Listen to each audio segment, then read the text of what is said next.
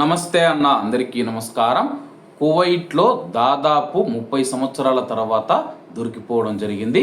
వివరాల్లోకి వెళితే దాదాపు 30 ఏళ్లుగా బయటపడని ఒక పెద్ద కువైటీ పౌరసత్వం నకిలీ కేసులో సౌదీ జాతీయుడికి అతని యొక్క కుమార్తెకు క్రిమినల్ కోర్టు 7 సంవత్సరాల కఠిన కారాగార శిక్ష విధించింది.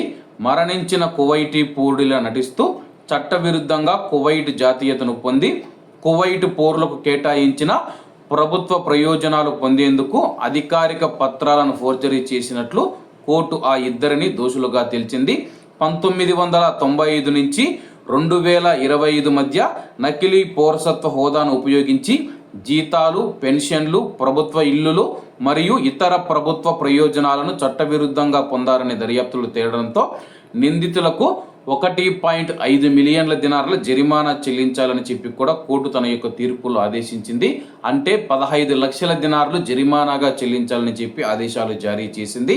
అలాగే ఈ పథకం బయటపడటానికి చాలా సంవత్సరాల ముందు వరకు నిందితులు మరణించిన ఒక కువైటీ పౌరుడి వ్యక్తిగత వివరాలను దుర్వినియోగం చేసి ఆ బాలికను అతని యొక్క కుమార్తెగా తప్పుగా నమోదు చేశారని, తద్వారా వారు అధికారిక గుర్తింపు పత్రాలు పొంది ఆ మోసపూరిత గుర్తింపును కొనసాగించారని చెప్పి అధికారులు తెలియజేశారు.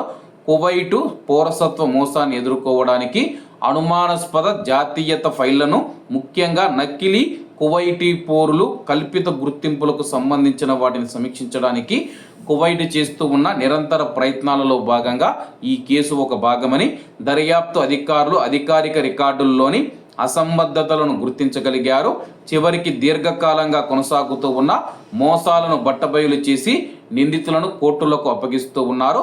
అక్కడ నకిలీ పత్రాలు సృష్టించడం, వేరొకటిగా నటించడం, ప్రభుత్వ ప్రయోజనాలు చట్టవిరుద్ధంగా వంటి ఆరోపణలపైన వారికి శిక్ష పడింది. ప్రస్తుతం దాదాపు 1,00,000 నకిలీ కువైటీలు అయితే బయటపడడం జరిగింది. కాబట్టి అందరూ బాగుండాలి, అందులో మనం ఉండాలి. అందరికీ నమస్తే అన్న, జై హింద్.